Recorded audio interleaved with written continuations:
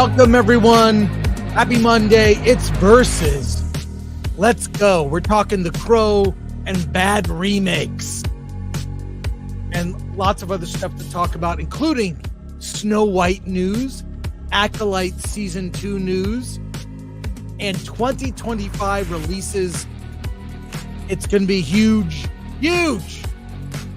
So let's go. Let's kick it off. Let's get going, folks, because I'm ready. It's Monday. Let's go.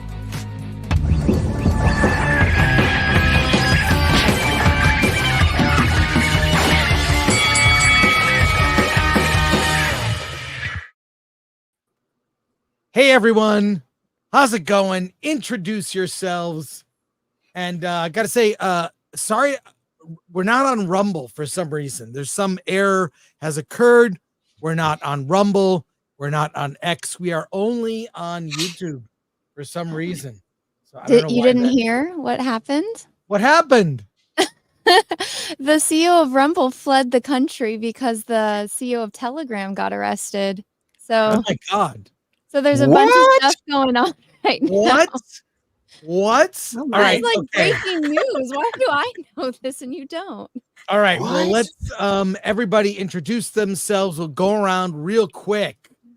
Elaine. Hi, I'm Elaine at Nerd Cookies. I'm excited to be here. I don't have a punchy opening line because I'm mesmerized by Chris's shirt. That is an awesome shirt. Thank you. That was a punchy opening line. See, very good. You definitely can't find a quarter if you drop it on his shirt. Sorry, I already said that backstage. Hi, I read super chats. Let's go. Next. Quick, next. I'm Ellen from Film Thread, editor-in-chief. I'm just looking at this Rumble news now. It's like... Hi, I'm that Star Wars girl. I have nothing else to say. What's up, everybody? Derek Anderson, the DA. Yeah, this is out of control, man. I had no idea that this was happening. This is insane what's going on right now. And they're talking about Elon Musk might be next.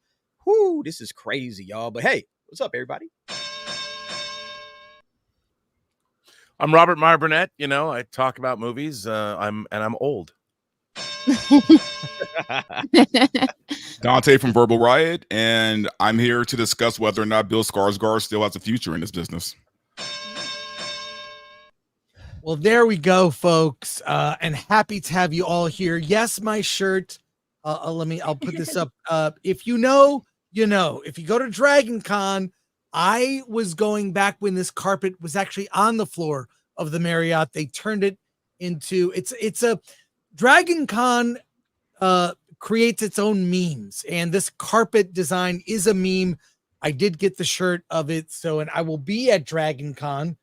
Just to let you guys know, your last reminder, Film Threat is having a panel on Friday, this Friday. It's called Gore on Horror. I'll be there along with Bobby Lapierre and Bradley Gibson and my friend comedian Shane Mackey. We're doing a panel on horror at 4 p.m. at the Westin Hotel on Friday, August 30th. After, we'll do a Film Threat meetup. And there's your final reminder to join me there. So you have to say that very carefully, man, because it says like sounds like Gore's on Horrors. So Gore's on Horrors. I approve of that one. I look. You got to enunciate that very well. That's true. I look forward to doing this every Monday because it's so fun. My favorite nerds to talk to. I mean, Rob, I've been talking to you since the 90s. We've had like late night conversations at the hotel bars of the Marriott, and the Hyatt. Yes, so it never ends. It's a never ending. And it's very interesting to see how fan culture has exploded in that time. We were still the fringe dwellers in the 90s, but that has changed. True. Now, the big news is the 2025 releases. This is courtesy of Culture Crave is here. I'm not sure if you can see that. Everyone can see this, but and a script doctor said he might be late. So put a link in the chat to this is from an X post. Magic mirror on the wall. That's for later. That's for later. These are the 2025 releases. If you could put that link in there so everyone can look. Captain America, Thunderbolts, Superman, Fantastic Four, Mickey 17, Paddington in the US, Ryan Coogler's vampire film. Of course, we have Snow White, Minecraft, a Minecraft movie, new Mission Impossible, Flowervale Street. I don't know what that is. Megan 2.0, Elio, Ballerina, a John Wick story, How to Train Your Dragon, live action, Jurassic World 4, Damien Chazelle's next film, no title, P.T. Anderson's next film, Nobody 2, Saw 11, Tron Ares, a new Avatar movie. I could go on. What stands out here? The Karate Kid. I'm curious about Mickey 17. SpongeBob. F1, an original film. Oh yeah. Any surprises? This was Alan's suggestion to go through this. Alan, I'm a little Oh, surprised that yeah. there's another Saw movie coming out. I didn't know there was 11 of them. I know 11 Saw movies, really? I don't think Blade is coming out, but maybe this. Didn't Chris I don't Rock think so reboot either. the Saw movies? It's all sequels, it's all remakes, it's all reboots, it's all Yeah. spin-offs. It's just a whole lot of unoriginal content. You know, Insidious 6, I didn't even realize we had an Insidious 5, man. This is crazy. Okay, it's too much. It's too much. Wait, They 28 Hollywood years has later. to start getting back to being original. That's They the problem with Hollywood. They're rebooting Scary Movie. Is that a brand new? What? Probably, I guess so. It's Scary no, Movie it's- 6. No, it's Scary Movie 6. Yeah. Oh, That's they very did. clever here, but by my count, there may be only 3 or 4 original things that are original. I mean, I'm trying to look, and Yeah, I see 2 so far. yeah, 2. And we don't know what Damien Chazelle and Paul Yeah. Thomas Anderson. I assume those are original. Yeah, those are Maybe- original. So maybe and, 3 or and 4 Michael is out an of- original as well. F1's original. Wait, would you consider Superman an original? No, No. no, it's No. based on IP. Well, I mean, it's not a sequel, right? It's not based a. on IP. That's Out of 43 major releases for 2025, about 4 maybe are original. Take that Wake Up Blade Dead movie. Man. off. What is yeah. Ryan Coogler's vampire movie? Is that a remake or a spinoff or something? Does anybody have any information? I No, haven't heard much it's an about that. original film. Okay. okay. So 5 original films if you include Damien Chazelle and Paul Thomas Yeah, Anderson. we don't even know what those are, but look at this: Zootopia 2, Five Nights at Freddy's 2. I guess Wolfman could be considered original. Well, Benny Safdie's The Smashing Machine. I have no idea what that is. Michael is, of course, about Michael Jackson. Been seeing some news about that. Yeah, so maybe, I mean, depending, 4 or 5 of these are original. Less than about 10% of the films on this slate for 2025 are original. Thoughts Is, on is, is Megalopolis this year? That's this year. This is for 2025. So that's next year. So, what are your thoughts? Yeah. I want to But see just- 28 years later. And yeah, Jurassic World apparently has the original scriptwriter from the original 2 movies or whatever it is. So, I mean, there's some things that might possibly not be horrible, like the original creators coming back, but that doesn't really mean much these days. To me, honestly, for me, Fantastic Four. Yes, I have a morbid curiosity about that movie. yes, it could go either way. But having seen that footage in Hall H at Comic-Con, I'm enthusiastic. It's got a good look. Does it have a story, and how does it fit? We'll see. I don't know. Yeah. But yeah. All right, Alan, you've got the box office for The Crow. How did it do? Oh, do I? Yeah. Yeah, say something for a moment, and then I'll get it to you. Lord Thoth says, like, share, subscribe, hit that bell for wait, what am I doing? I got Badger here. Lord Thoth, of course, a mighty mod that we all share. Like, share, subscribe, hit that bell for notifications. Sign up as a member. Join us on X, Discord. Maybe not the Rumble thing. We'll wait on that. And Instagram. Buy our merch. And blinked right there. 2 more chats as we get started. Graph Web for two. In the name of all that is holy, hashtag cancel Disney Plus. John Johnton, Nerd Cookies is awesome. She has me believing in a new chapter for Stargate, and she has me optimistic for the next Dune. Look what you did, Nerd Cookies. Thank you. You gave these I people agree. hope. You're awesome. I know it's dangerous. Yeah. Speaking What's of funny hope, is when I went to look up The Crow on the numbers lists the top 3 movies of the week, 6. and it wasn't there, so I had to actually go search for the movie. Look at the end of Domestic 666. It's cursed. This is a bomb. I mean, this is less than 5 million. Yeah, that's And bad. this thing has been in development since, oh God, almost 10 years, more than 10 years. Really? Yes, since 2014. 2014, am I wrong? Correct me if I'm wrong. The chat is always right. What are your thoughts on The Crow? How many of you actually saw it? I did. I saw it Saturday. It prompted me, and I saw your review, Dante. It prompted me to just watch the original, and I forgot it's kind of sort of a 90s classic. Yeah. Look, there was a way to do this movie right. And like I said in my review, I think it probably would have been a different movie altogether if it wasn't Eric Draven, if it was just a different character altogether. And the problem is when you use Eric Draven, you're automatically going to think of Brandon Lee, and then you're automatically going to think about that movie, and then you're going to start comparing that movie to this, and that's where it all falls apart.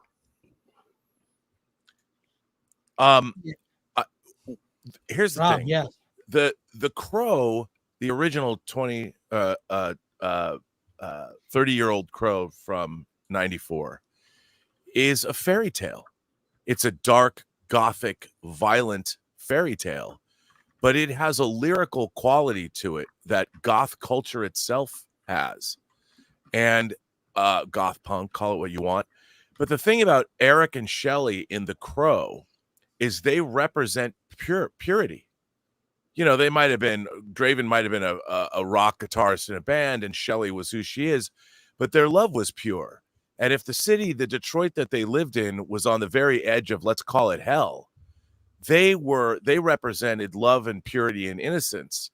And the love and the purity and the innocence that was taken from them was a transgression. And that's what allowed the Crow to take Eric's soul back a year later from the underworld to exact his vengeance.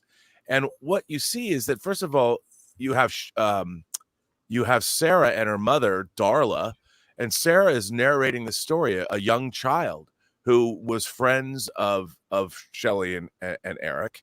And even Ernie Hudson's cop character has been haunted by this horrible crime, the rape and murder of Shelley and the murder of Eric.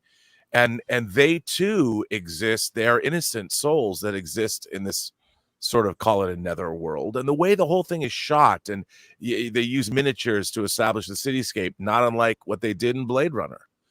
And Michael Wincott as this villain with a sorceress companion, you know, smelling eyeballs, and I like the pretty eyes, and they're like having their fatal sexual ways with whomever they bring up into their loft. I mean, there's so much going on in that movie that works, and it is a frothy, heady mix of genres, but at the end of the day, it is a fairy tale, and it is about goodness prevailing.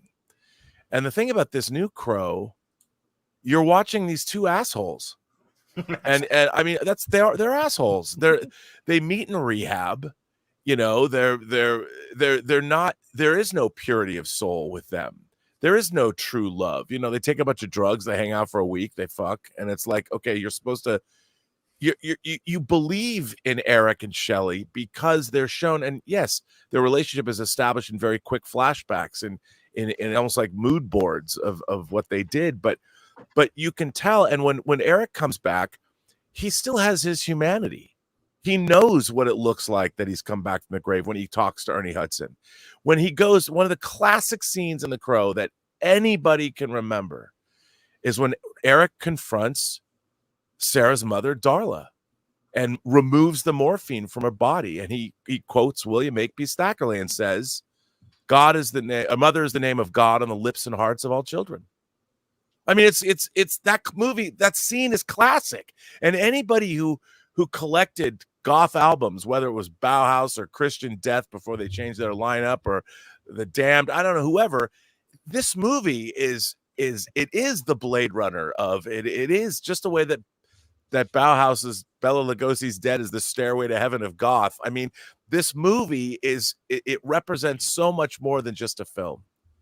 And it is the culmination of a school of thought. And that's why people love it so much.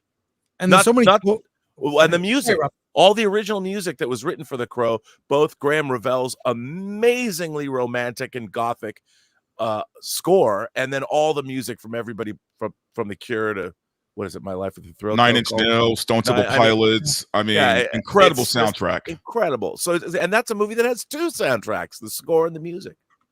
Sorry, I didn't mean to go off there. And Rob, don't forget Bailing. Oh, that's why she likes the pretty eyes. She's amazing in the film. I don't know. I think she's amazing. So both movies open with the classic line. People once believed that when someone dies, a crow carries their soul to the land of the dead. But sometimes something so bad happens that a terrible sadness is carried with it, and the soul can't rest. The problem is the current movie couldn't live up to that line. Right.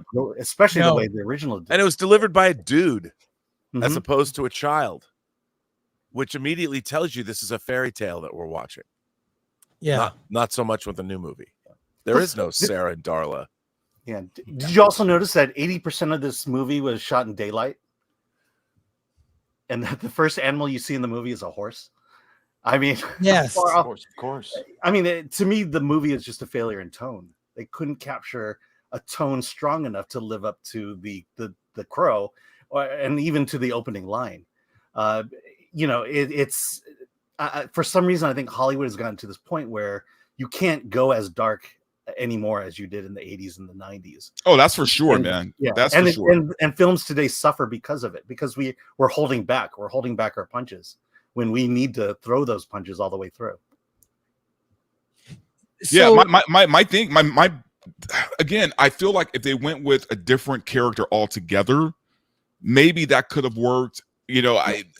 Because here's the thing, if I'm being honest, for me, I'm watching this film and I'm thinking there's glimpses of a good movie in there somewhere.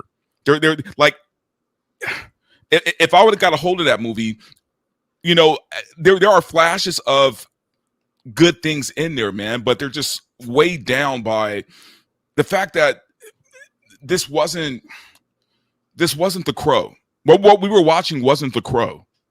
It could have been The Crow, but it wasn't. Yeah. So let me ask this, Dante, because I didn't see the movie. If you had no prior knowledge of The Crow, would this movie hit differently, or would it still be as bad as everybody's saying it is? No, it would still be bad, just on the level of they try to explain too much, and when a movie does that, it kind of loses its punch. And you look, if you're going into it expecting a bunch of violence, sure, there's violence. He kills a bunch of people. If that's what you want, then you're going to leave with that. Yeah, it takes. But you're expecting like just a good story. It's not there. And it takes this movie 40 minutes to get to where the original movie starts. Yes, yeah. Exactly. By the way, it's somebody in the chat. Tom Siebert has disagreed with me and said that The Cure's Disintegration is the Stairway to Heaven of goth. No. Disintegration didn't come out until 1989. It is not the Stairway to Heaven of goth. Disintegration is The Cure's best album, though. I'll give you that. Fair. And I love that record. So it failed on so many levels. I was so upset by the film. I had to come home and I actually bought, it was on sale. I bought on Vudu for $5 the 4K digital of The Crow and forgot how good that film is. The city of Detroit, which I can confirm is as bad as portrayed in the film, with all the Detroit like Devil's Night fires. That's a real thing in Detroit on October 30th, Halloween Eve. People set fires. There's hundreds. People come from all over the world to cover this news event. So the city itself is practically a character. It feels like, in some ways, like a Batman movie in some sense, right? Yeah. the way Brandon Lee, those lines are so poetic that he's saying it. Just look, I don't think it's a perfect film, the original Crow, but for a low budget of its era film, it was so great. And also the weight of the fact that going into that movie, knowing that Brandon Lee had died is tragic. It adds a whole other layer to the experience of the film at the time. Was like you're literally watching the performance of a ghost, right? In some sense, which gives it some more weight. So I think this is one of the worst remakes of all time. The only thing, it had one scene, the opera scene at the end, is like, oh, that's kind of creative. And I think Bill Skarsgård, he did his job with a horrible script and a misguided director that didn't understand the appeal of the original. I actually want to piggyback off something Alan said, right? I think the biggest thing that was missing in this movie was the fact that in the original, they died so gruesomely, right? Eric had to watch not only his woman die, but be sexually assaulted, man. And that visceral feeling, kind of like when you're watching Straw Dogs, right? And Dustin Hoffman has to watch his woman get, it's that visceral thing. So when Eric comes back, you want him to destroy these people, not just kill them. You want him to like rip them apart, right? Because of what they did to his woman. And you don't really get that feeling when you're watching this film. You don't like, you can care less in a way if he gets his revenge or not, because the character doesn't even seem like he wants his revenge half the time. Well, and also the Danny Houston character, because the villains have links to the supernatural, like literally working for the devil. It's almost as if their agency, the thing about the villains in the original Crow, they're human beings. They deserve what they're going to get. And the fact that that in the new movie somebody's working for the devil, it almost takes the onus off humanity to be responsible for the evil that it does. Oh, it was the devil the whole time. And it's like, why would you having the devil in this movie brings a whole and this character of Kronos brings a whole layer of supernatural to it that doesn't work. Only Eric Draven gets to be supernatural in this. You can't, when you start adding layers, it changes the fundamental meaning of the story. And I really objected to that. I thought that just goes hand in hand with the lazy screenwriting. I mean, the script for this movie was abysmal. I hated it.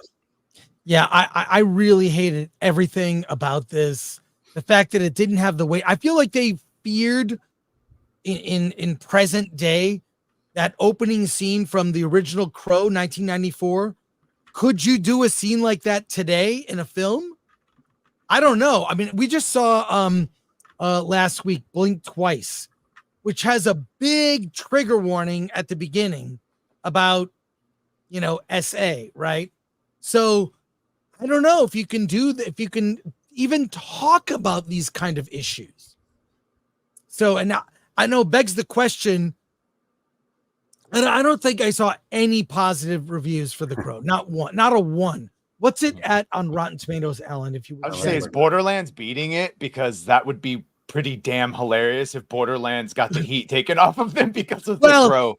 I mean, different whatever. audience, I didn't have high expectations for Borderlands, but what I'm saying is, what are the other? Look, there are good remakes of films, right? There are good films that have been turned into something. Battlestar Galactica was redone as a TV show. There are others that are good. There have been various versions of DOA, film noir. But what are some of okay, so here we are. Wow, 65% for audience and 29% critics. Yeah, that's kind of wild, man. Yeah, but it's their new rating system too. Yeah, it's not verified hot. So. We gotta wait for it to suss out now, since you need more people to raise it up and verified. All yeah, that. is that the verified audience? Mm-hmm. Yeah. There's a difference. What are some of the other worst remakes of all time? I mean, they're the Disney Roadhouse, which wasn't really a Roadhouse. Everything remake. Disney. Yeah. I mean, if we're being honest, man, I think most remakes are bad. Like most. So it's hard to pick one. The Wicker Man was a pretty worthy bad. remake. Well, not Neil remake, but LaBute's adaptation. Wicker Man. Wow. Wicker Man, not the bees. Horrible, man. Yeah, but Wicker Man remake is good in other ways. It's if you're doing like a Mystery Science 3000 situation where you got friends, you got some beers and popcorn. Wicker Man is the best movie ever because you're going to be laughing the whole Yes. time. Total Recall, and you took it off of Mars. I The forgot. worst about that. mistake. I don't even remember. I know I saw that, but I don't even remember that. It's so it's so forgettable. Colin I can't even remember Farrell watching and it. Jessica Yeah. Biel and all these good people, but Bryan Cranston. The one that comes to mind is David Harbour's Hellboy. Yes. I thought that Oh. was an absolutely Yeah. They're making wretched another one. movie, man. with another Yeah, new I dude. know. Oh, I forgot Clash of the Titans remake. Yeah. Ooh, that Oh. was bad. Oh That my was God. bad. Yeah. And that got Yeah. a sequel. With Sam Worthington. Yeah, that was Starring bad. the most uncharismatic actor in Hollywood. So here's the important question: Will Snow White be better or worse than the Crow? We're gonna get to Snow White in a second, but just a 50 came in from Connor Dorian Badger. If you would, this is thank you, Connor. This is very generous. Shout out. I am mostly looking forward to the horror movies next year, which includes The Black Phone 2, which is a sequel to a good horror movie, which is a Joe Hill adaptation. And the sequel is an idea from Joe Hill. And I have faith in Scott Derrickson for 50. Thank you. I do Connor. too. I would like to have seen what Scott Derrickson was going to do with Doctor Strange 2. He was deprived of making the second Doctor Strange movie. I don't know. Could have been something. I mean, they wouldn't even let Sam Raimi do his thing, man. I doubt he would have done any better, to be honest with you. Joining us here, Script Doctor. Hey, thanks for making it. Appreciate Thank it. you. Sorry for being late. Had No another worries. priority, but happy to be here and talk about terrible remakes and how terrible movies are what's supposed to be remade into good movies, not good movies into terrible remakes. That should be the rule. Well, I think the conclusion we've come to is that it's rare when one actually is better than the original. So if you can think of one of those, I mean, that's great. But more often than not, if it's a remake, that's The odds you're are just against it. wait, that Yeah. was bad. Here's Well, the then thing: that's- I think you could have made a better The Crow movie. I don't see the original as the great classic that you guys do, but I liked it. I liked its charm, but at the same time, I could recognize there are things you could have done better in that movie that they just didn't do in this movie. I mean, Brandon Lee is not exactly the greatest actor in the world. I kind of found his performance a little too upbeat and a little too weird. I think you could have toned that one in a different way. You could have also gotten rid of a lot of the 90s, violent horror tropes in it, and still made a much better, darker, dramatic movie than what we got. Yeah. You're wrong. No, I'm right, Rob. No, why don't they do this? I gave Why don't receipts. Come on, it's like I would prefer them to remake, like movies that had promise, like ideas that had promise and just never came across in the original execution. I would prefer them to go back and look at some of the films that actually could be remade and, For maybe effects do a and better job budget. with that. That would be more interesting than just remaking classics that everybody loved. Like, okay, we got this idea, didn't quite work out with the first film, it's 30 years later, go back and redo that. That would be more of a more interesting remake to me. Vidiot Savant brings up, I've always thought the trifecta of horror remakes was Invasion of the Body Snatchers, John Carpenter's The Thing, and The Fly. Body Snatchers was similar, but if you look at what Carpenter did with The Thing, he went back to the original story, Who Goes There, the John W. Campbell story, and Cronenberg took The Fly in a much different direction. And those movies surpassed the originals because they took the central idea and really did something new and unique with it. And to a certain extent, Chuck Russell's The Blob was better than the original. So Vidiot Savant. Well, the actors look like teenagers more so than Steve McQueen back in the original. Yeah, true. But I will say this though, like you can take a look at the 80s is a great decade. Not only does it have some of the best movies of our of time, but it also has some of the worst with a lot of promise in there. Heck, you can take a look at the slate of Golden Globus and see a ton of great potential in those movies that just really the execution wasn't there because of their own practices. That is ripe for basically remakes. Heck, I was looking at an old movie the other day called Yore, the Hunter from the Future. with Reb Brown. Yes. Oh my That's God. a silly concept, but you can make it work and with a modest budget, you can make it work. And there's also Moon 2, a Warner Brothers film, 1969. Moon Zero Two. Moon Zero Two. With There you go. Catherine There's Schell. another one that has a great premise. It's it's a space heist, but it was all over the place narratively. And I saw that just a few like 2 months ago in a re-release rep theater. Yeah, that should be remade because the potential is there. Like, you don't take the great stuff that succeeded, find the stuff that failed, and rebuild it and make it Remake new Zardoz, you cowards. Oh, Zardoz would be. Steve Asbell could do it. I mean, after Please do Kingdom of the that. Planet of the Apes, I would love to see Zardoz. Be really remade. well now. Guaranteed, when I go to Dragon Con, there are guys dressed very accurate Zardoz costumes with the thigh-high red boots. It's very, it's How alarming. did they get That's Sean all I'll Connery say. to do that? How did they get Sean to do that, by the way? Just money? Because John Borman was coming off of Deliverance. Oh. Truly, to Nice. pull that off, you need a hairy chest. You just have to have a hairy chest to really make it work. That's the key. But you know what? That movie's actually got a lot of really interesting ideas in it. Yeah. You know, when you the whole idea of that this immortal civilization that can't die, they're so bored because they're immortal.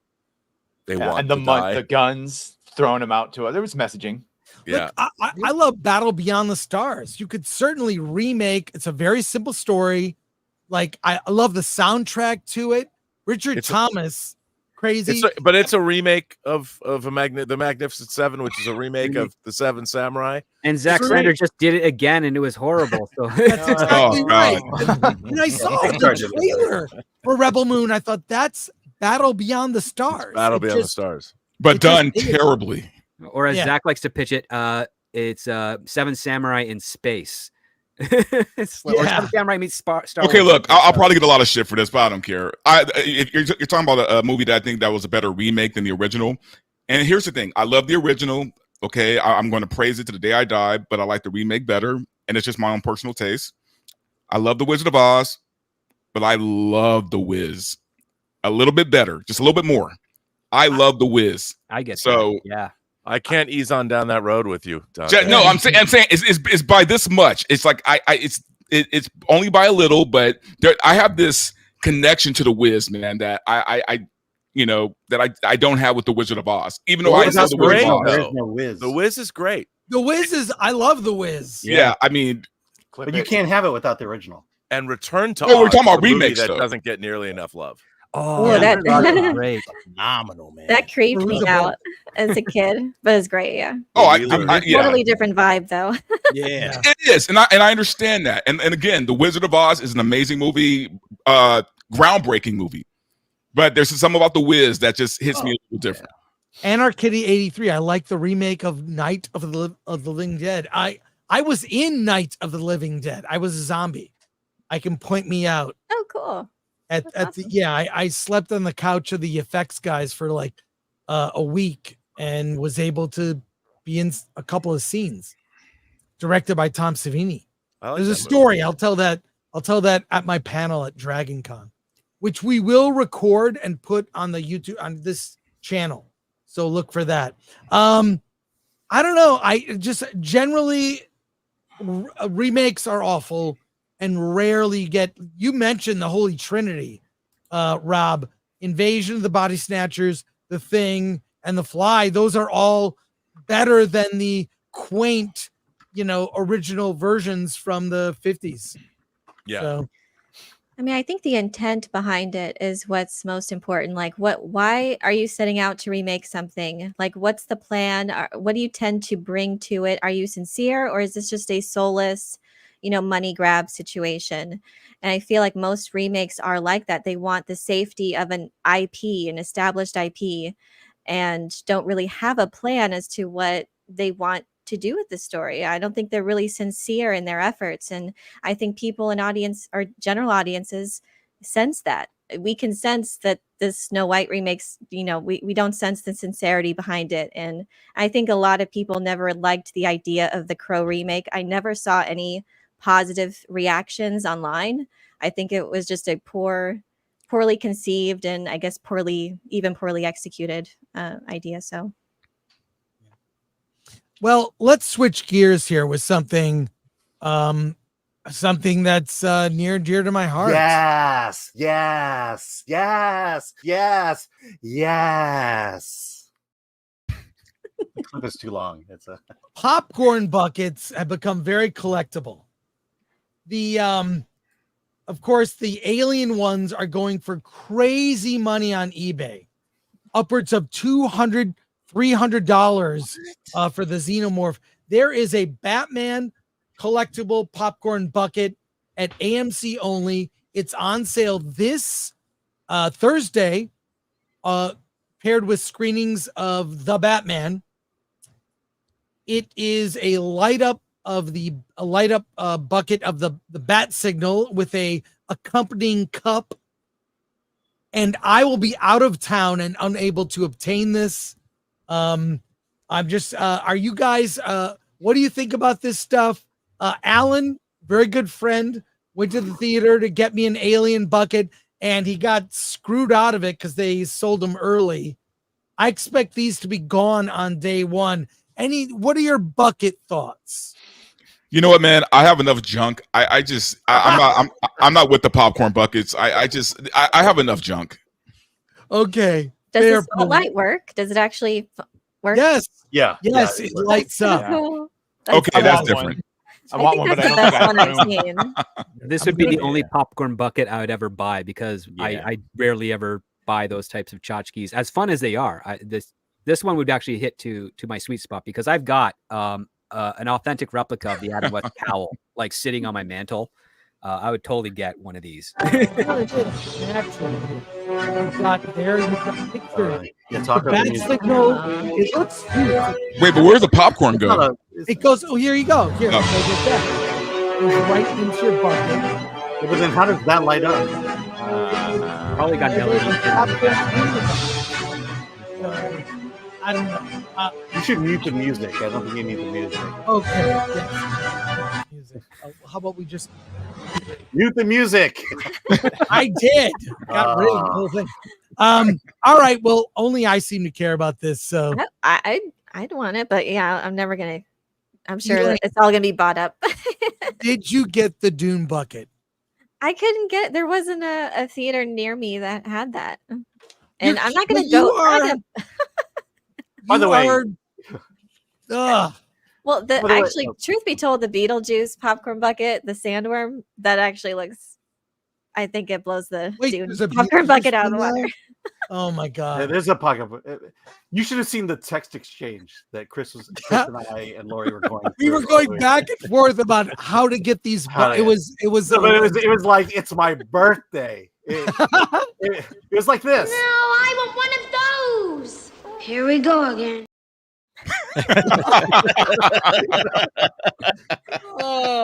Great movie.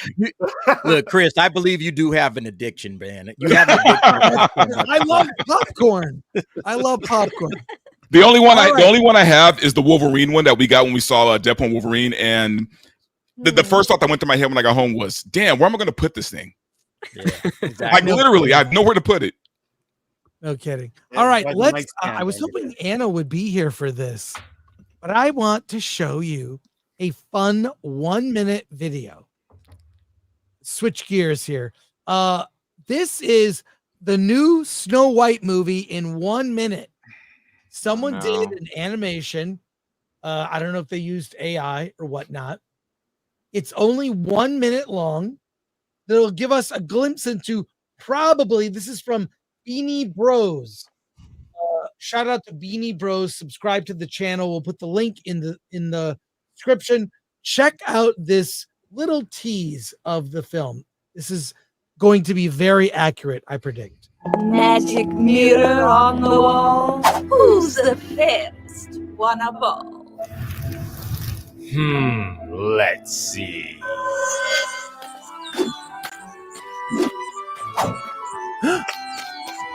Excuse me, your curtain. Please allow me to help. Help from you? Spare me your white savior complex. I don't need anything from someone like you. I didn't mean to offend. I just thought you should know that. That I should know what? That some privileged white guy thinks his opinion matters? Get over your entitlement. I'm not some damsel in distress waiting for you to ride in on your high horse. I'm really sorry. I was just trying to be kind. Kind? If you want to be kind, disappear and take the patriarchy with you. Seriously, go away, stalker. You're weird. Weird. My queen, you're the fairest, but no longer the most evil. Wait, what?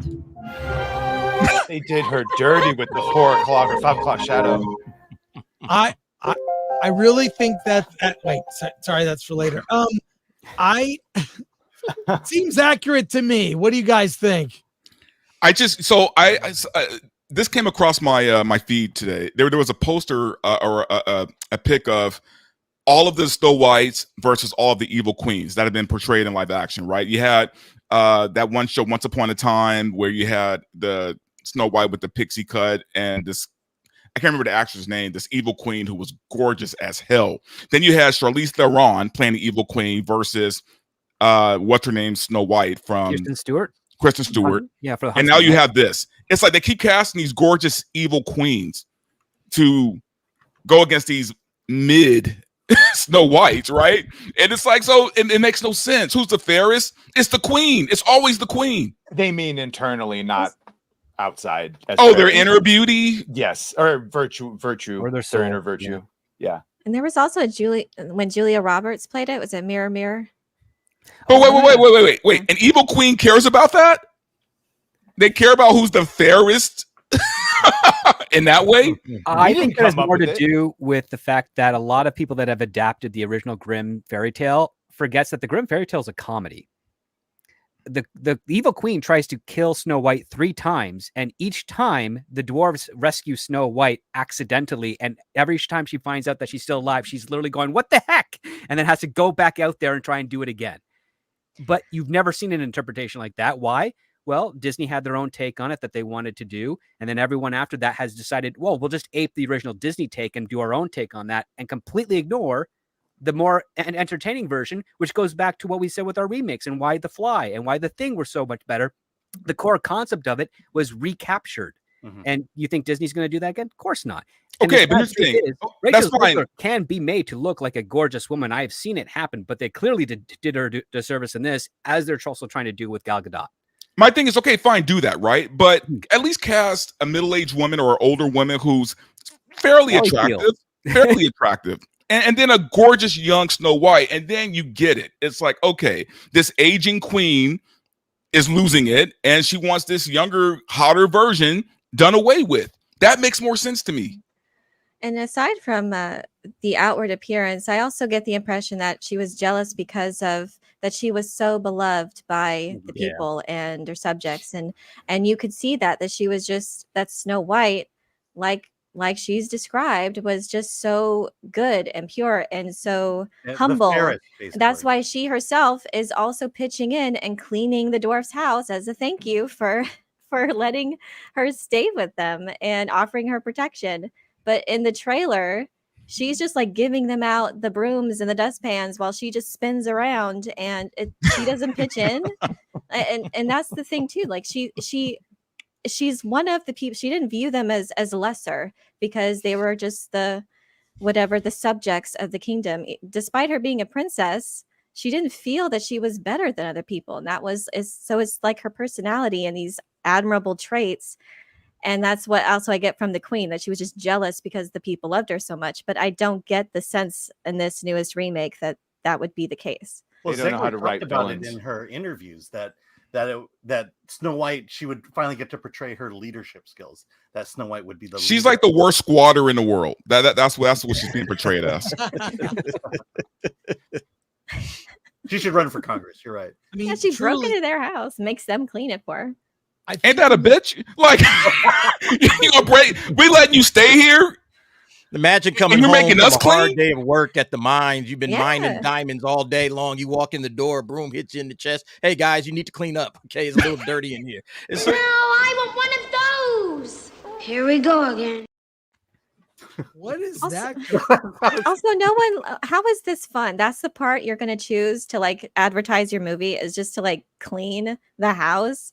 Like there's no like feelings of a fairy tale, this magical fairy tale. It's It was like the worst part of the story that they could have used to advertise it.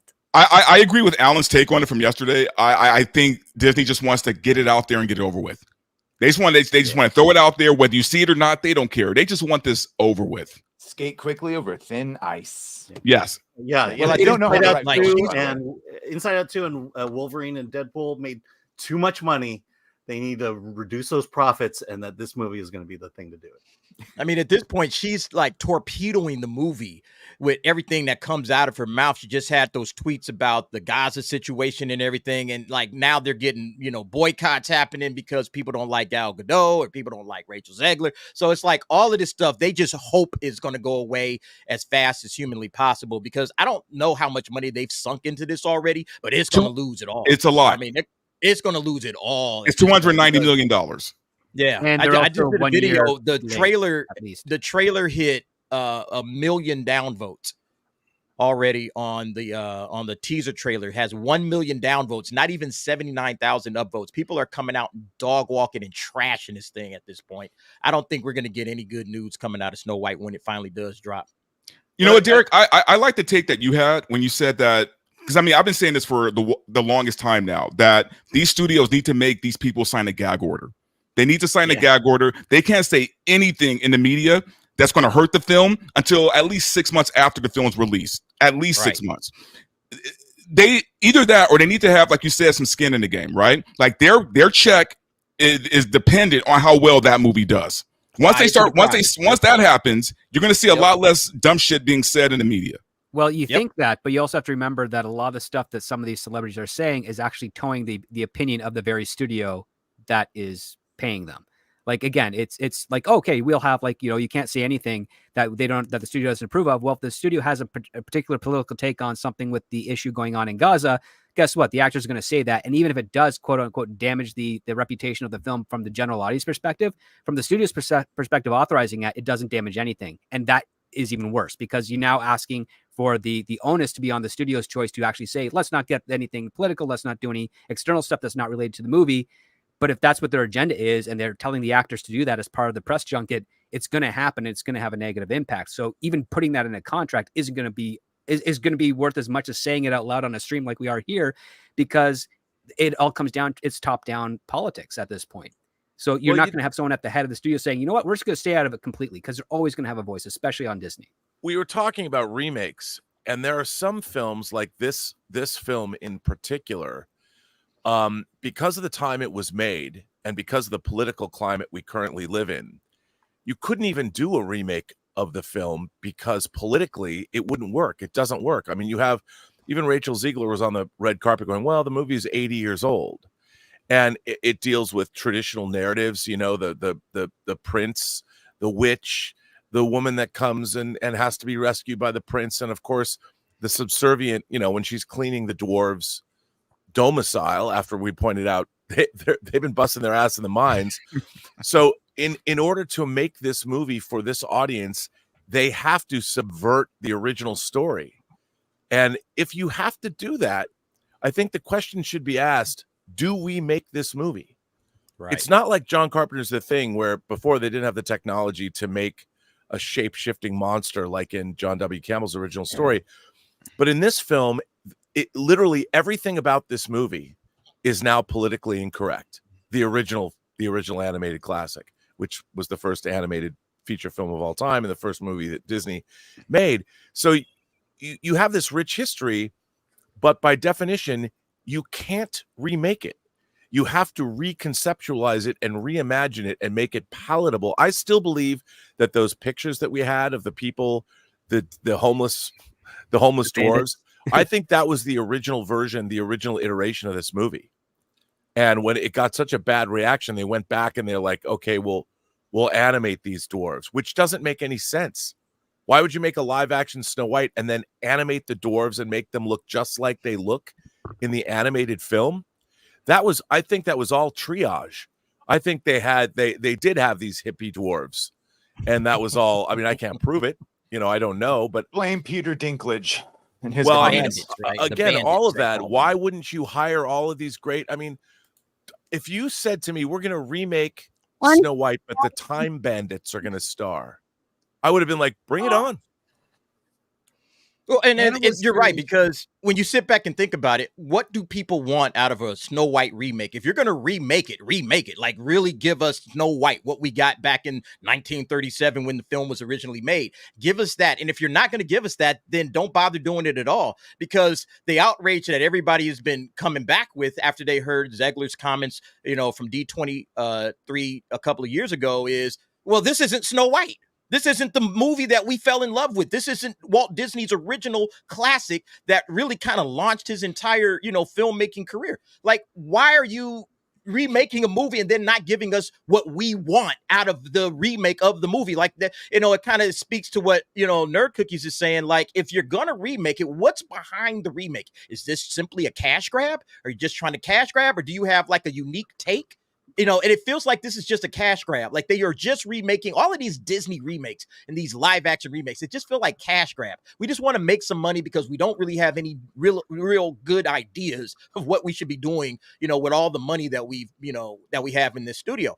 Disney needs to go out and start, making new things, because anytime they remake something, they kind of mess it up and it's never as good as the original. And they just get a lot of backlash from it at the end of the day. And this movie it's going to lose all of the money that they put into it. So, I mean, it's just, they got to rewire and rethink the way that they're coming about this, because it's just blowing up in their faces at this point.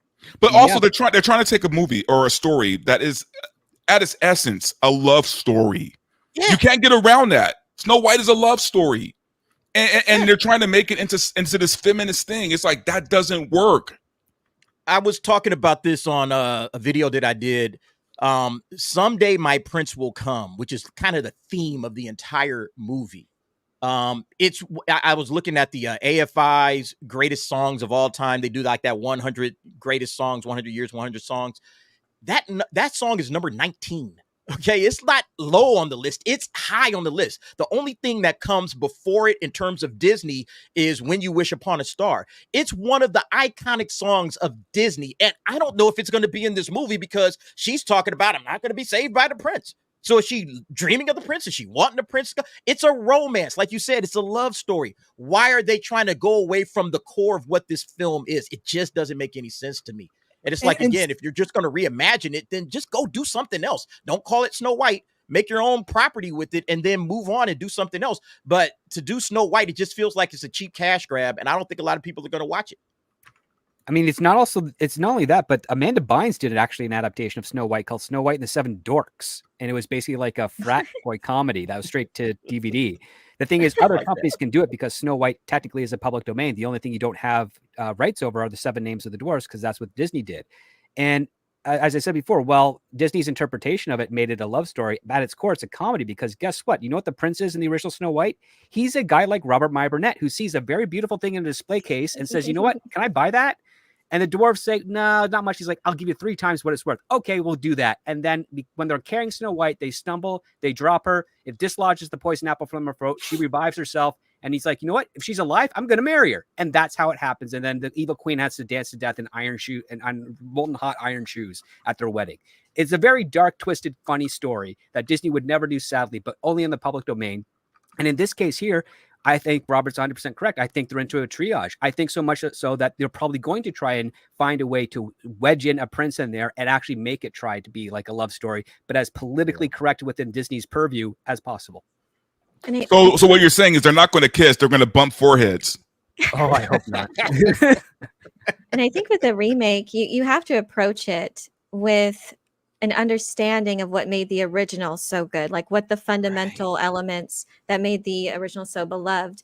And so I think of Battlestar Galactica, Ronald D. Moore's reimagining. He understood the core elements of what fans loved about the original. You felt the spirit of the original show from Glenn A. Larson. So that was weaved throughout. And of course, there were original elements too that he introduced with the human-like Cylon. So I mean, you can do these original things, but you have to approach it with that fundamental understanding of what people love about the original.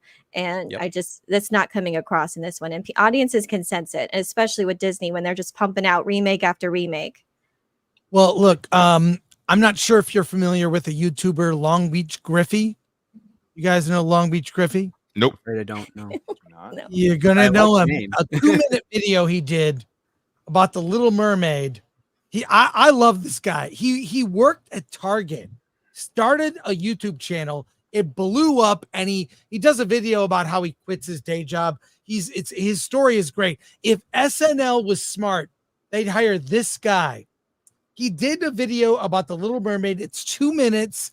It hits on the themes of what we're talking about. So at the risk of, we'll clip this out, unfortunately, if we get copyright. But I think it's worth watching this. So give it a watch here. Here we go.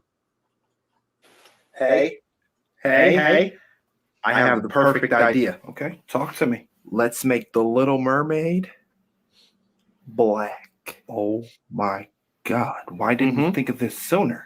Yes, but wait. Let's not just stop there. Let's make live action Snow White black. We'll call her Black Ice. That could work. And Sleeping Beauty can be a Mexican. She'll be sleeping through her deportation. That could use a little work. And Peter Pan should be gay and Asian. Really? No, you dumb fuck. The Little Mermaid? Black? Look, I don't care that she's black. I just don't want her to be black. Leave these characters how they are. Why? We need more representation. Fuck representation. If you want to give the public representation, we can create another original Black princess for representation. The fuck? A Black Little Mermaid? I don't think it's a bad idea. Exactly. You don't think. You are pandering to Black people, and they are eating that shit up. But welcome to 2019, where we exploit diversity for profit. No, not really. A Black Little Mermaid. Black people can't even swim. They're afraid of the ocean. They don't like water. Is she gonna have braids in her hair? Are her bundles gonna be waterproof? Not a bad idea. What? She gonna live in that nasty ass, dirty ass ocean by LA? Gonna trade in her voice so she could be a basic ass LA bitch, huh? So she could walk around LA with them big ass Fila shoes and a Fashion Nova outfit with a fanny pack around. Oh my God, bro. Come on, man. She gonna fall in love with a hood nigga from 40 Crip? No, thank you. Diversity. Yeah, things haven't changed in 2024. Fellow Long Beacher. Shout Okay, out. so We just got demonetized. that video came out in 2019. Oh, It's that's way too ahead of funny, its time. man. Check out his channel, LongBeachGriffy. He's awesome. I'm about to social subscribe right commentary, now, man. really good social commentary with comedy. What are your thoughts on that? He did that 5 years ago. So Wow. That aged Black very Ice well. would be kind of cool, though. Actually, that would be kind of cool. But So what you're saying is someone at Disney saw that and said, you know what? Yeah, let's do it. right. Right? He just says it like make something original, even if they did like. That's why I like The Wiz. He has It's- 3.6 million subscribers. Yeah, it's Yeah, huge. it's wild. I saw The Wiz in theaters when I was a kid because I was a fan of Michael Jackson. I like Michael Jackson. I like the Jackson 5. Went to the theater as a kid. Loved The Wiz. It's not The Wizard of Oz. It's its own thing, and I love it differently than the original. It's a whole new vision. The music is great, whatever. So why not do something that is super original and different rather than you're trying to be. I think the reason these live action remakes are being made is for copyright. They want to renew the copyright. Yes. Yep. Lawyers are making them do this. So it's Disney's Snow White. They get the hair and the dress and clothes. They can copyright the look to continue to sell merch, etc. So it's. But that's lawyers- the thing. If you're gonna do it different, man. Because if you think about the Wiz, right? Yeah, the elements of the Wizard of Oz are there, but for the most part, they take New York and turn it into Finally Oz. happened. I finally found the. Sorry. They turn New York into Oz, man. Like there's so many elements about the Wiz that are so different than the original. Yeah, the core story's there, but for the most part, at least they did something different. Yeah. Right. And in a way that works, not in a way that destroys the original film. You know, Yeah, they didn't Studio just Ghibli race did. swap, right? they didn't just race swap, everybody into black characters and just do the exact same story. They actually gave some creative, ideas to what it is that they were doing. That's the difference between something like that and something like The Little Mermaid, where it's just like, it's still Ariel, it's still the same character, but we're just going to race swap her and put her into something else and then claim, hey, diversity. And it's like, that's not diversity. That's not representation. That really is just kind of piggybacking off of the original film. And one of the big problems that you got with that is I said this when The Little Mermaid was coming out.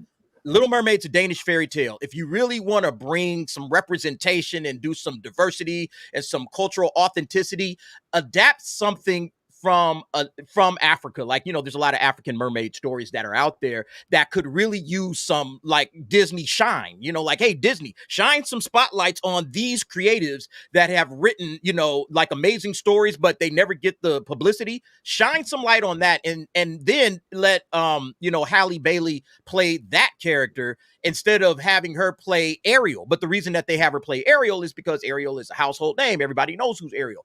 What is this other character? We don't know. And so they're just piggybacking off of the original instead of actually doing real representation. Because if you adapted an African mermaid story, okay, now we got to dive into the culture of Africa. And now you're bringing the culture of Africa to the forefront. You're actually showing people a side of the world that they may not be familiar with. That's what this quote unquote diversity and representation is supposed to be about. It's supposed to be highlighting cultures that you really don't know that much about, not just skin swapping somebody. That's stupid. That doesn't do anything for what it is that they claim they want to do. That's the major issue what I have anytime you see any kind of, race swaps. Create a new character, like he said. Give us a different character, something that actually, could show a different side of the world, somewhere else that you aren't familiar with, instead of just giving us the same old with a different skin suit. But also, I can't state this enough. No black person was asking for that. Nobody. No black person was asking for black Ariel. They weren't. There were no little black children asking for black Ariel. No. Well, did you guys see that video of the little girl? Like, she was black and she's watching it and her mom is filming her for a reaction and she starts like crying when she sees Ariel. She's like, that's not Ariel. Ariel has red hair, not braids. Oh, and the mom was like so disappointed at her reaction. Well, they can't even claim that.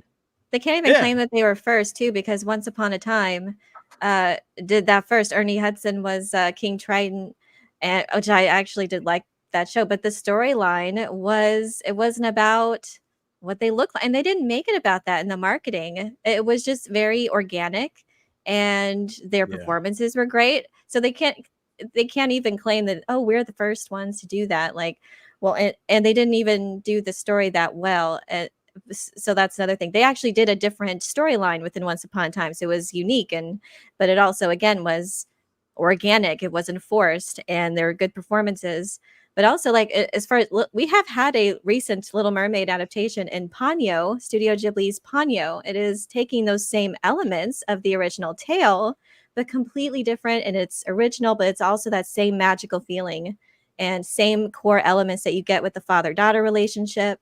And it's a beautiful example. So when that exists, when there's actual creativity, we can sense that there is no creativity in what they're doing. It's just like a complete cash grab. And they're making these things for an audience that's not there. Well, they think it's there because they're getting bad data. That's why. Oh, okay. I would have bought that 4 years ago, right? Yeah. You're telling me now they see the data. They know now, right? Like, there's no excuse now going forward because they know that this doesn't work. None of this works. No, it's because people where's like that data coming from? 'Cause I hope it ain't coming off of Twitter, because Twitter is not real life, and the people that champion all of this stuff on Twitter, they can talk about it all they want to, but the reality is the numbers. And the numbers show, like when we look at the trailer right now, the Snow White trailer sitting with 1 million downvotes. That should tell them everything they need to know when it comes to how the reaction is coming for this thing.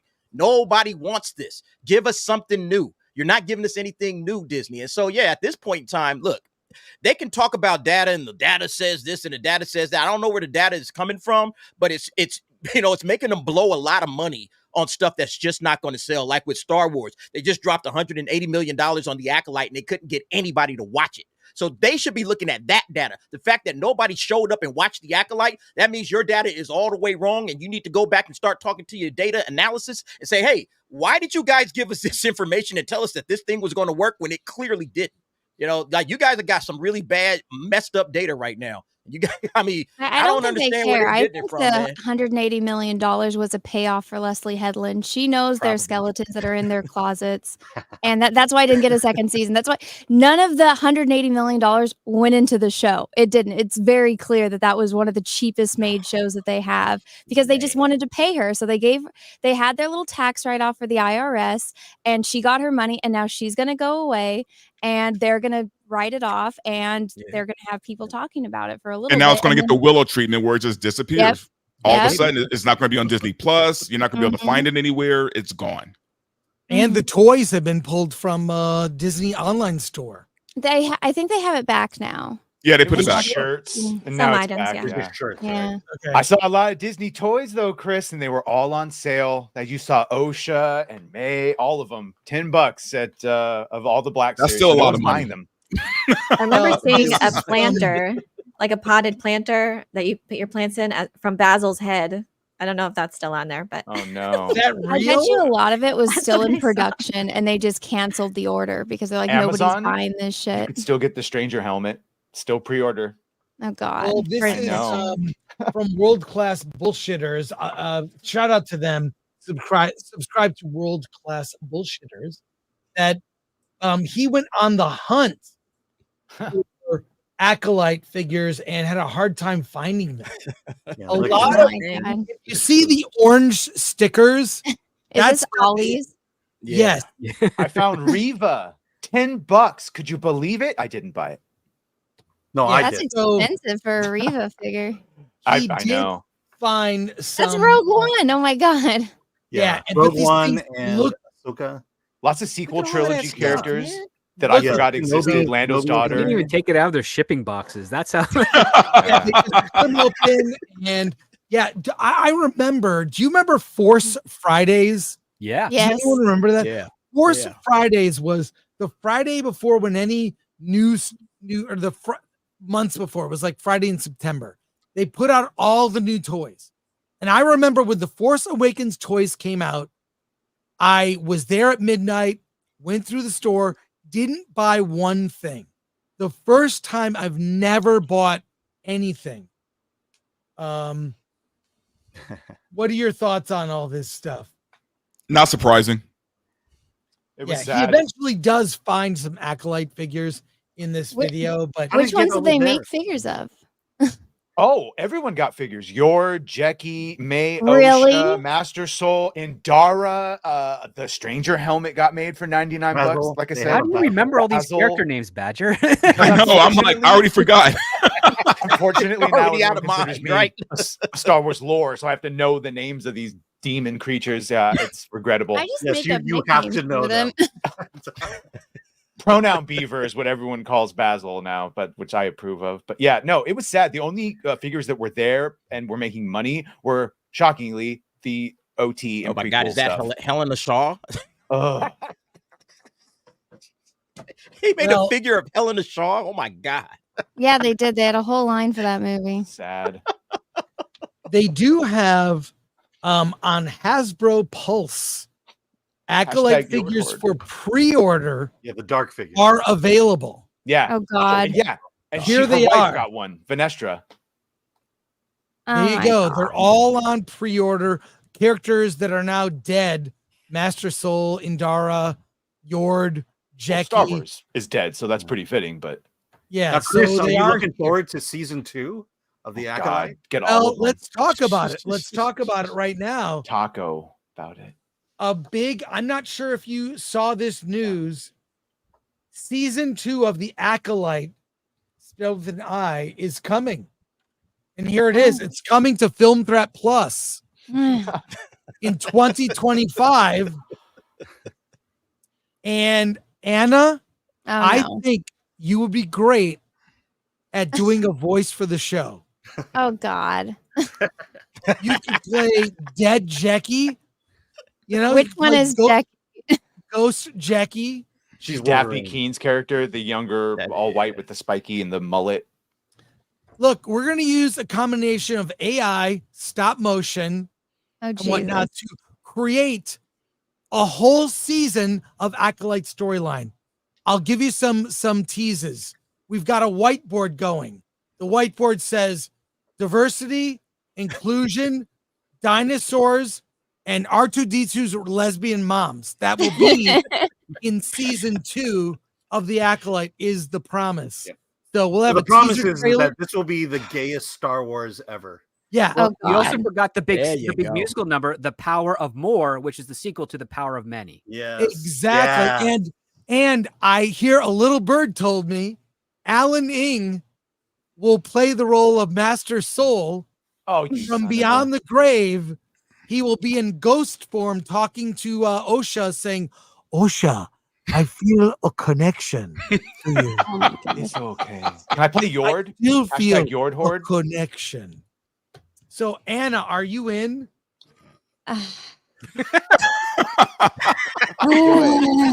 Anna, you're about to be a mom. You have better things to do. Legacy for your child. Just some voice acting. If you need me, I'll be there, but this is gonna be hell. Look, it'll be as fanficky as season 1 is, but we are gonna look. Everything I felt like season 1 was just for the people who really liked it. It was a tease. It needed more. It needed more sex, more gay, more of everything they didn't get. More Mog. We need more Mog in our life. Yeah. So, and don't forget Darth Gluteus. And it's like, who's Mog? That was the very gay Jedi Padawan of Venestra Rowe, Leslie's wife. Senatorial with a lisp, sort of a southern accent. He's fun. You'd love him. Can't wait to see who voices him. Wink. Oh God. Yeah. The one they were trying to say is Palpatine. It's like, oh my God. Yeah, that one. Basil doesn't speak, thankfully. So, Acolyte's been canceled, and it's been a whole thing online. So, Anna, I know you have thoughts about this. I saw you on Flashcast. And how do you become such a target whenever this comes up? They don't like hearing the truth. Actually, one of so those that don't know, a bunch of fake geek girls made a little video crying, blaming all of the toxic, racist, incel man babies, of course, for why the Acolyte failed. Not the fact that the show was terrible and nobody watched it, but they're reeing at the top of their lungs over on the Twitters and on the YouTube as usual. This always happens. But one of them just responded to me, so I'm like, ooh, this is gonna be a fun day. And by the way, Anna attracts the worst of these people. Like, I don't know how she does it, man, but she gets the worst of them. Yeah, like, they stalk her, man. Like, it's wild. Did you see the one the other day? Yes. I'm just like, who are these creeps? The most delusional people on the internet find my timeline and just, I don't know, flock Thank to God it. for monetization on Twitter, right, Anna? I'm still waiting for the last thing. So when I said, what's his face, Pedro Pascal needed to grow up and, stop touching people, that tweet got 28 million views. And I'm interested to see how much Elon pays for you to get 28 million views. Yeah, that's wild. Yeah, we'll see. My thing is this, though, right? They always say that, we're like this small voice, right? Like we have no power over anything, right? But then they blame us for the show getting canceled. So do we have power or don't we? Are the studios listening to us, or are we being ignored, right? Like you can't have it both ways. Yeah, they say don't like it, don't watch, and we didn't watch. And then they're mad. But yet we're being blamed for the cancellation of a major studio's production. Oh Honestly, yeah, oh, sorry. No, go ahead. I'm just showing your timeline, Anna. It's a gold mine. It's a veritable gold mine. From this week, yeah, this girl actually responded to me, but she was one of the main ones that had that video that was going viral of the compilation of all the girls complaining about it. And they're like, you just don't like black people holding hands. I'm like, nobody had a problem with it in Star Trek or Stargate or Farscape or I don't know, any other show ever. But now all of a sudden it's they don't watch this shit. It's Disney trying to recapture the Twilight, 50 Shades of Grey, Divergent audience. It's like, if you want to go watch those kind of movies or get that audience, make those type of movies. Don't go and change Star Wars. It's retarded. And the entitlement is wild to me, right? Because no one watched this show, but yet they want this studio to put up another $180 million for a season 2. Right? Unbelievable. But that's I the told fun them part. go crowdfund for it, man. If did you guys watch can it. find 1 million people to give $200 each, you can make Acolyte season 2. Go find 1 million people that would donate $200, not a lot of money, $200 to go and make Acolyte season 2. Do it. But see, that's the thing. They'll never do that. They'll never put their own skin in the game, right? See, the thing is, well, they don't have money. Okay, and I said this yesterday. Let's just say that the studios cater to the bigots, right? Let's say that that's true, and we're the bigots. Fine, create your own thing. Create your own thing for your people to watch, right? But they'll never do that because that means taking a risk. That means like putting yourself out there and failing, right? But they won't do that. But they expect a studio to do that for them. Yeah. Well, also, it's if they were catering to us bigots, why was The Last Jedi made? Why have any of these shows been made? Why was Obi-Wan, Boba Fett the way that they were? It's like they are not catering to us. These people are just too stupid to know what money laundering is. Man, I wish we've they were been begging catering in line to for the fans. years to knock this crap off, haven't we? We've been telling them, man, stop doing this. This is not Star Wars. This is not working for you. We've been banging their lines trying to get them to change up what they're doing, and they haven't done it. The reality is that they just, hey, we pulled the plug because nobody watched this thing. That's it. That's all. They did watch. That's not even it. They're not even going to blame it on that. They're just playing off Leslie Headland. That's all this was. They're never going to give an explanation for why they spent that money. It obviously wasn't there. People are going to cry about it, and then you know what? Everyone's going to forget about it and move on when the Jude Law show comes out, and then what they announced the Rey movie, and then the Mando. They're just going to try to sweep this under the rug and forget it ever happened. Or at least hope. And all of this was based on a comic book that no one bought. I know. Books they created a show no one watched based off a comic book no one bought. Yeah. Well, so there's this great tweet from Culture Crave. It says, based on the $180 million, it was $630K per minute of screen time. To be clear, High Republic is like many different books and series that this was set in, but the story and plot and all that is straight from Leslie Headland's fun. Oh no, I get that, but what I'm saying is no one bought those books. Right, no one bought those books, and the people that they targeted to watch this show did watch it. That's the fun part. They did actually all watch it, and that's the amount of people that actually pay attention to it. They think there's more of them. There's not, and now they're realizing it.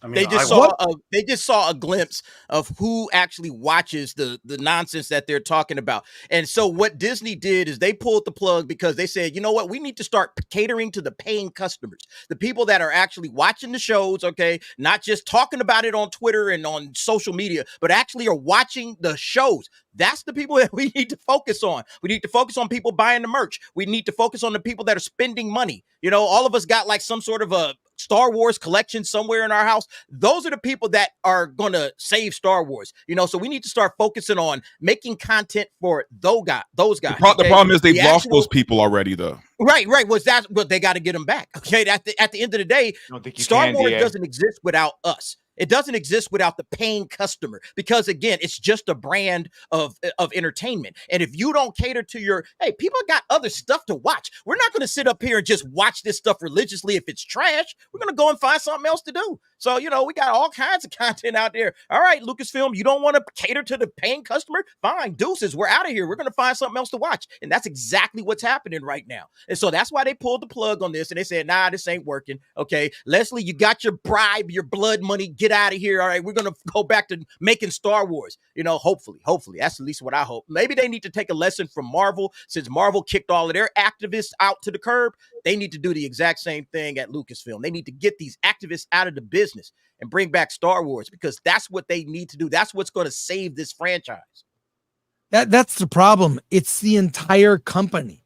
The entire company it's not like a rogue group within, say, Marvel, right? Yeah. It's the whole company is that you'd have to burn it down and rebuild it up. But yeah, it They is. screwed up. They screwed up Indiana Jones too. I mean, they screwed up Willow. Like everything George Lucas did, they've completely destroyed it to the point where you can't even sell stuff now. You know. So yeah, they gotta. You're right, Chris. They gotta burn it all the way down to the foundations and just rebuild it.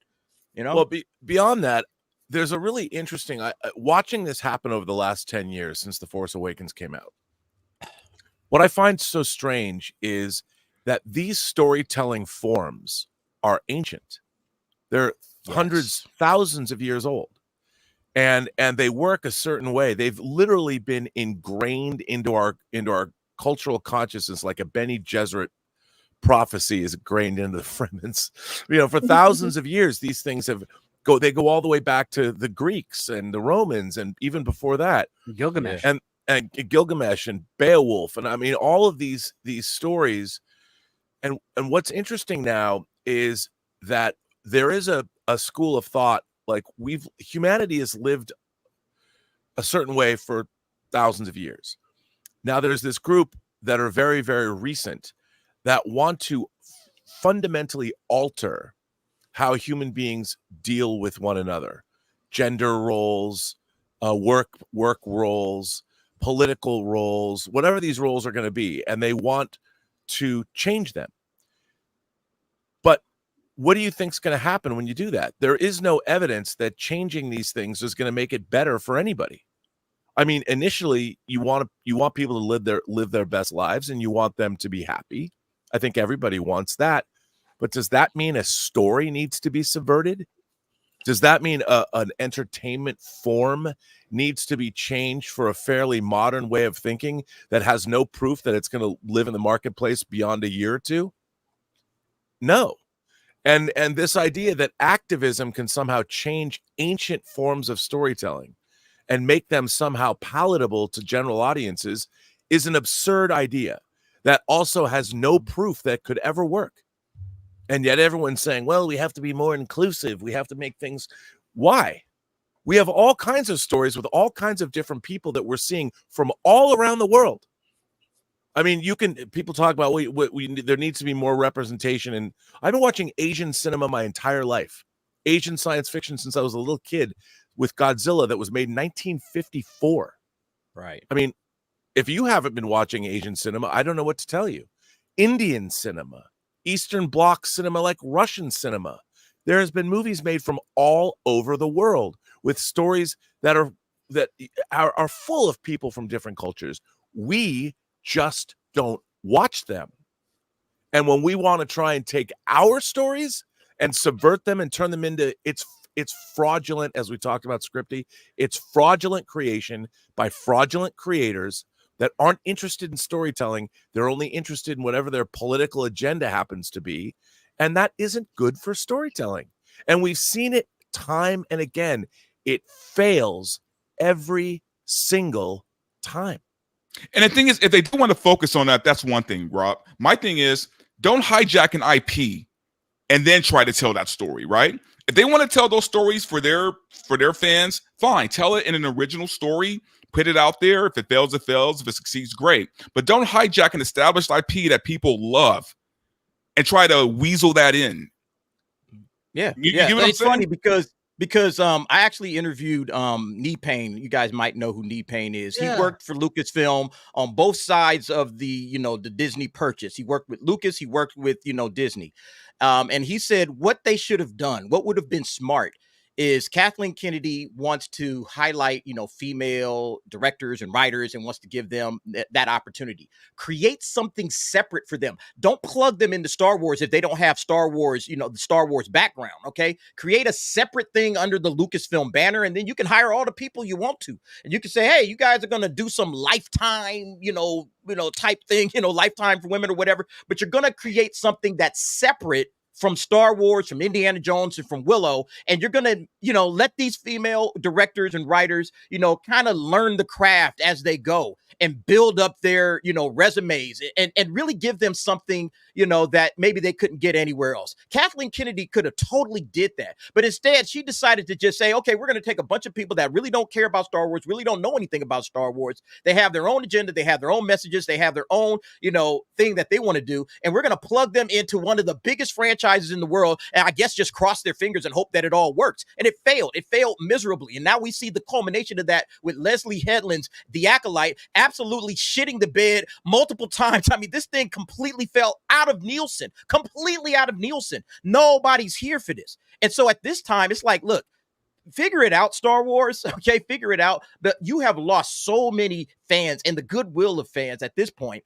And it's like, why didn't you just, create something separate? If that's what, her agenda was, to try to help female, auteurs, rise their game up and take it to the next level. I actually have no problem with that. If that's what Kathleen Kennedy wanted to do, but don't mess with my franchise. Okay. Don't mess with Indiana Jones. Don't mess with all these other franchises. Just do what you're doing. Just do it over there and let those folks earn their stripes. That's what she should have did. And she just didn't do it. And, like Pain was saying, that would have been far better than, throwing all of these unexperienced the writers and directors into a major franchise and then just watching them getting dog walked all over the place. I mean, this is embarrassing for these folks. The thing is, the MCU did the same thing, but at least they learned. I think they figured it out. Yeah, maybe. From what I've heard, they've learned. But I'll say, in the spirit of Lucasfilm, I put all the white people at the bottom. I'm not white. She's not white. I'm not white, you racist. The internet says you are. All right, here we go. I know, according to the internet, I'm white. It's like annoying. Alan, Asian is white adjacent, right? Isn't that what? I'm not Puerto Rican. I get full diversity. Well, to piggyback off what Dante and Derek is saying is that the other part too is, yes, we want original content, but from the perspective of the studios, creating an original IP and making that successful is a lot of work. And it's also a lot of money. What they were using Star Wars for is a crutch for people that they saw with potential in order for them to kind of lift each other up. But that's not usually how you do it, because as Robert My Burnett says, you don't want to put your universe or your agenda ahead of your story. And what ended up happening is you have people that are legitimately fairly competent storytellers that have been massaged into thinking that, we can put our agenda first, and you guys are good enough to pull that off. And what we ended up seeing as a result is they weren't good enough to pull that off, because again, that's antithetical to what storytelling is. The byproduct of them is a message. The byproduct of a good story is the message of the theme.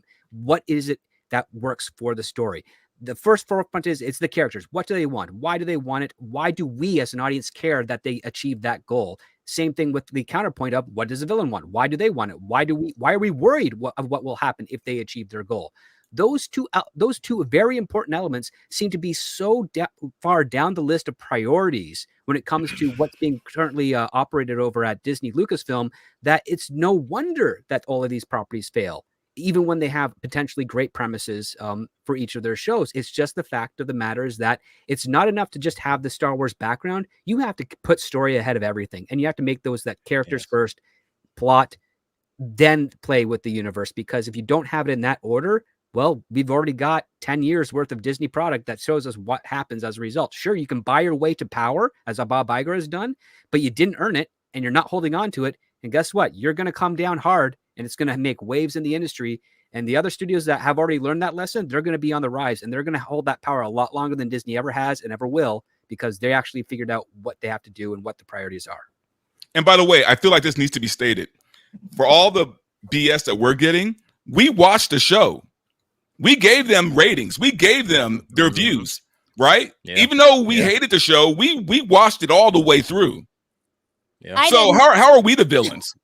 We contributed to them. Well, and Rolling Stone, who's published this piece on just bashing fans for, we're never going to get original content or whatever. It's like Star Wars is dead because of the fans or whatever they said. They themselves wrote a poor review, a bad review to the Acolyte. So why are we the bad guys then? You're allowed to critique the show, but we're not. That's exactly it. Yeah, the media has contributed to this just friction between the studio and the fans, and they've continued. Even before the show came out, Kathleen Kennedy is attacking the fans These are potential audiences and potential customers. You cannot succeed if you keep attacking your potential audience. And they allow the connect man with of them. Stanport to put out a diss track against the fans. Yeah, against they really should toxic lock this bigots. down. Yes, Remember, that's how against she's toxic bigots. exactly. That's how Well, she's doing fans. toxic bigots. Yeah, just make Yeah, a and Rolling statement. So Stone I or, would decry Rolling Stone and anyone who's attacked the fans. Like, This we is do the not Gina feel this thing. way. We like the fan. Like, just making a simple statement like that to try to reach your audience and connect with them, like who've been just flamed by the mainstream media for so long. Like, you've completely disenfranchised your fans, and this is what it's led to. This is Star Wars as a franchise is essentially dead. It started out with a good premise, an interesting premise with the Acolyte, but with your continued marketing that was dissing fans and showing that you don't know anything about Star Wars, this is one of the largest, most successful commercial franchises ever. And you don't want that fan base and that customer base and that money. Well, this is what results from that. You get the ones that aren't Star Wars fans are the only ones showing up, and it's not enough. And by the way, as a side note, it's a shame what Rolling Stone's become. I used to love that magazine. Dude, I grew up 30 years. I read Rolling Stone. Yeah, I had can't subscriptions. I can't stomach it now. It's they're sad. just unreadable. tabloid trash now. No, it's in terms of the ideology that's espoused in that magazine. Where's the love of music? Yeah, Certainly it used not to in be the coolest certainly magazine not in in the world, Rolling man. Stone. Yeah. I mean, it's like MTV, the channel had a good run, like 10 years. It was all about music. And then it became reality TV in the early 90s. And is MTV still a channel? Barely. It's barely a channel, but it is still a company, and it's in a weird position right now. Still part of Paramount, and the thing is, it's going into the fact that it's doing another violation. Actually, is something that's in the books of John Truby. Don't betray your premise. MTV was for music television. It's supposed to be music videos talking about music on TV. They betrayed their premise for something that was a flash in the pan, a fad, if you will, of reality television. And they threw all their eggs in that basket, and they forgot what actually made them what they are.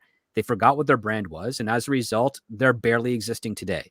And Disney is kind of doing the same thing. And the History Channel did the same thing. It's no longer about the history. It's about aliens. Or the Sci-Fi Channel when they rebranded. Yep. Probably.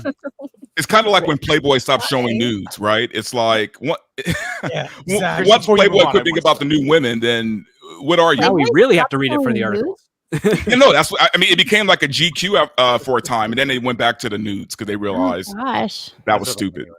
Real quick, have you guys seen this? Oh, by the way, I was just gonna say that this is the last time we'll be talking about the Acolyte. Until you do that show.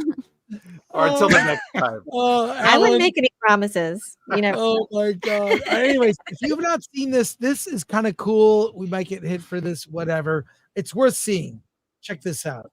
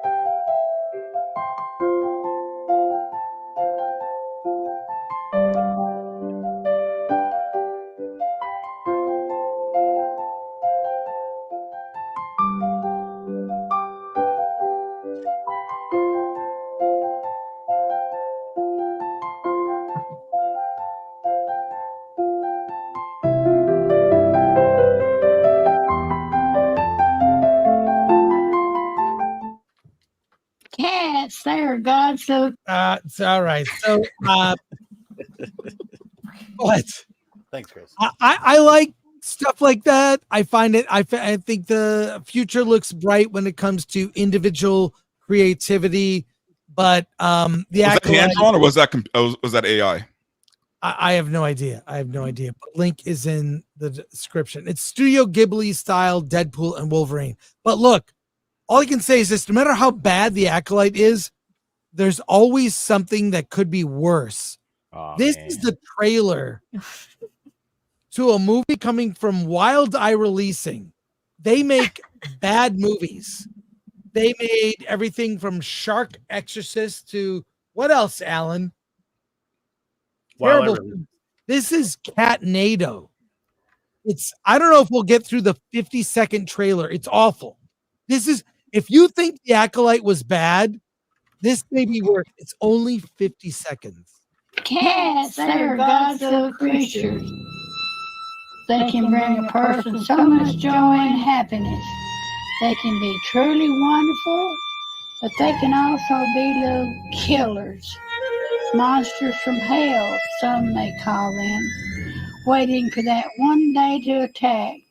Ladies and gentlemen, that day has come, and now we're all...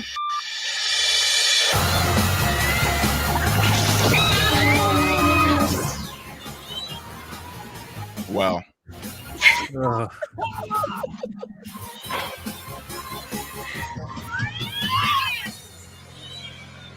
Oh God, it was horrible. And there was cats just spinning around this tornado. You wouldn't believe it. And they were like,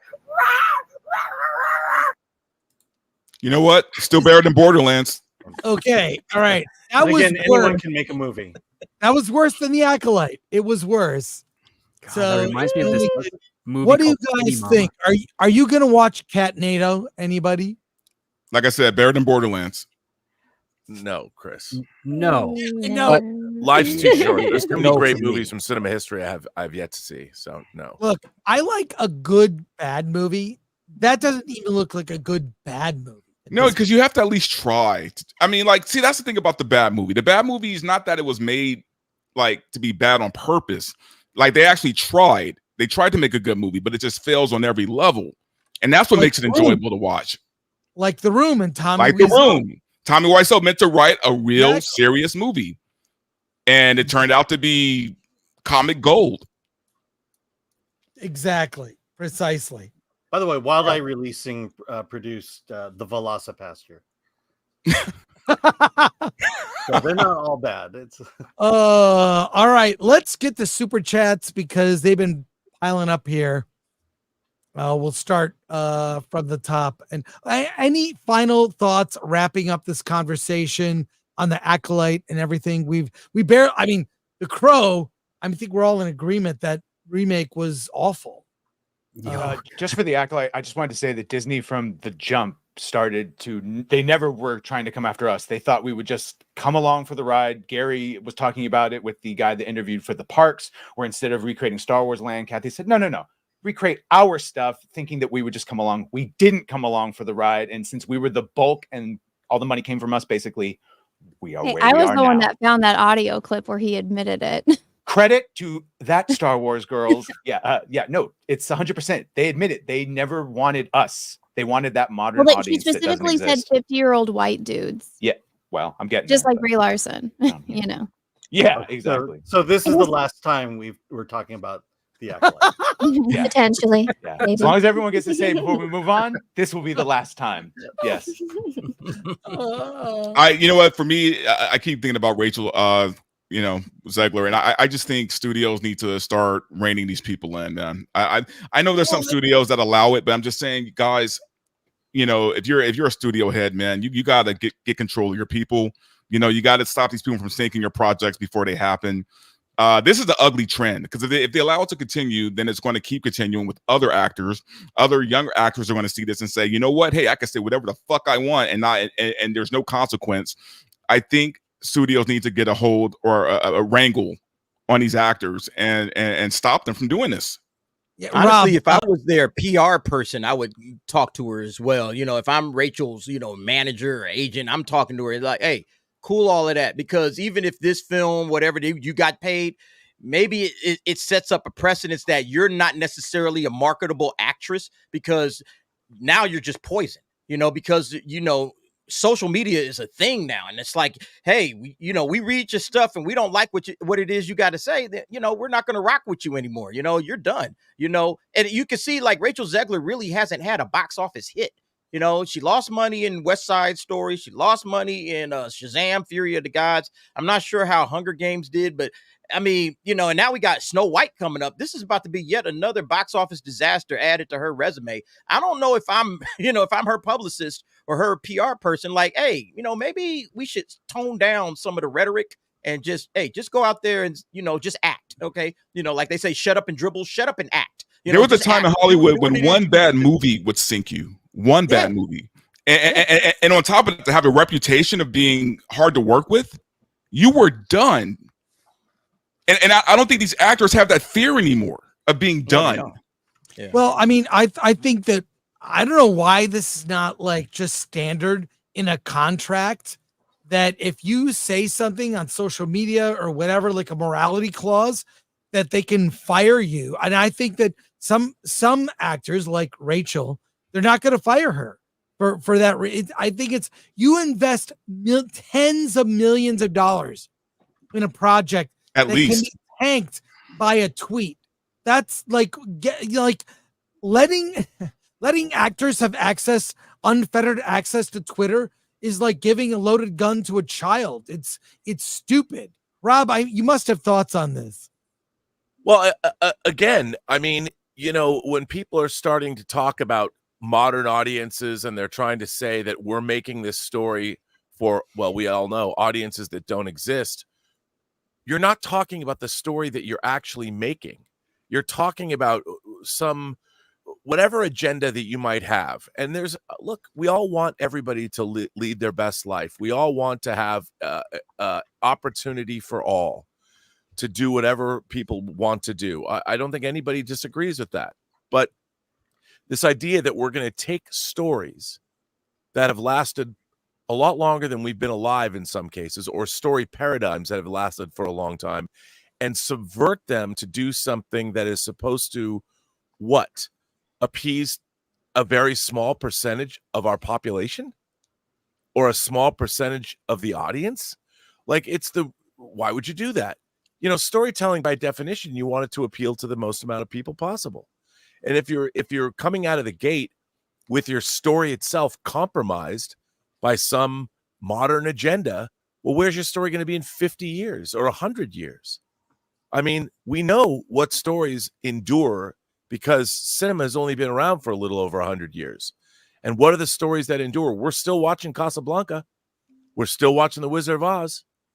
You know, we're still watching those stories because they are timeless and they continue to appeal to generation after generation after generation, as does Star Wars, rapidly approaching its 50th anniversary. 50 years that Star Wars has touched and generations of people of all shapes, sizes, colors, creeds, whatever your belief system is. Most people get a kick out of Star Wars because it was pure.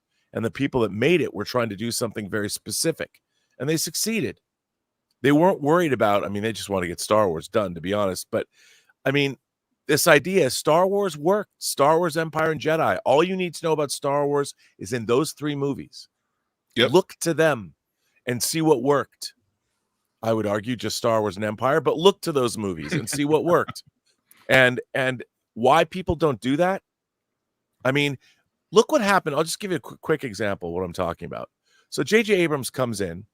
It was a money-making proposition to add BB-8, a new product that they could sell. Is BP-8, if someone asks you, who is the most famous droid in cinema history? BB-8 ain't going to win that one. R2-D2, a robot that spent, an astromech droid that spent most of his time in The Force Awakens with a tarp over his head. The hero of 6 previous movies because somebody wanted to sell BB-8 toys. I'll bet you right now that BB-8 toys are being outsold by R2-D2 every year but 2015 when The Force Awakens came out. Yep. It's a stupid thing to do. Why does the Millennium Falcon have a rectangular dish? Because J.J. Abrams wanted to get money off his portrayal of the Millennium Falcon. Why did C-3PO have a red arm? It wasn't story-based. If soon as you stop believing in your stories, everyone else will too. And Star Wars, it should be noted, Star Wars was an anomaly in the 70s. The 70s was a dark, films were dark. You know, Taxi Driver, the Godfather films, Death Wish, Clockwork Orange, French Connection. Yeah. So many movies were very grim, dark in tone, and Star Wars was like, Lucas was like, I'm going to make something the opposite of what's going on, and made this hopeful fairy tale for kids space opera that blew up in contrast to the current to cinema at the time. So that should be noted. Yeah. One thing I will say though about the BB-8 thing is I don't think that was particularly J.J. Abrams, because during that year when they were doing all that leading up to the movie coming out, it was World Cup, and BB-8 is like a little soccer ball, and so that Right. was in like every other commercial for the World Well, it Cup. might So not I have been. think- It was Disney's idea because somebody at Disney had seen the technology they could use to make Yeah. BB-8. Well, and I think honestly, before the movie came out, I thought that was smart, because you got the entire world aside from America watching the World Cup, and they see the little droid for the new Star Wars movie. So when it comes to that one, I'm like, I get it. Like, that was a smart marketing move, but obviously it fell flat. Hey, if they had R2D2 work in tandem with BB-8, Yeah, develop you a would relationship, think. and then he hands over the mantle, then Yeah. it would have worked. Then it would have Yeah. worked. Yeah, but R2D2 can't roll with the soccer ball during World Cup that matches the trophy, unfortunately. It would be cool. Let's go to Super. I'm sorry, I was going to say really quick. I still think it's weird to me though that people who have been in this industry for decades, somebody like Kathleen Kennedy, is making these kind of mistakes. Like it's just, I don't get it. Because she's not an administrator; she's a problem solver in a very different field of work. Like, I have heard some amazing stories of how she's rectified certain mistakes that have been going on during the production, and those are very different than making decisions as to what to produce. And Yeah, that's, there's a I think difference that's between where a her wheelhouse is. producer. There's a difference between a producer and a head of a studio. Yes, they're night and day. Let's That's go to true. Supers here, Badger. Here we go. Ken Bogus member for 25 months. Only kids who shopped at Hot Topic in the 90s enjoyed The Crow. Overrated IMO. Wrong, sir. You are wrong. Yeah. And you should be ashamed you even wrote that. There you go, 25 months. Thank you for your support. Check out our members. Thank you. Check out our members' exclusive videos. Thank you, Ken Bogus. We appreciate that. Boney Tony for $4.99. The original Crow also had one of the best soundtracks for a movie. Absolutely did. CD Stein 69 for $4.99. Michael Corby should have been this character if they wanted this look. To use the Eric and Shelley name was the first of many and biggest mistake. Yep.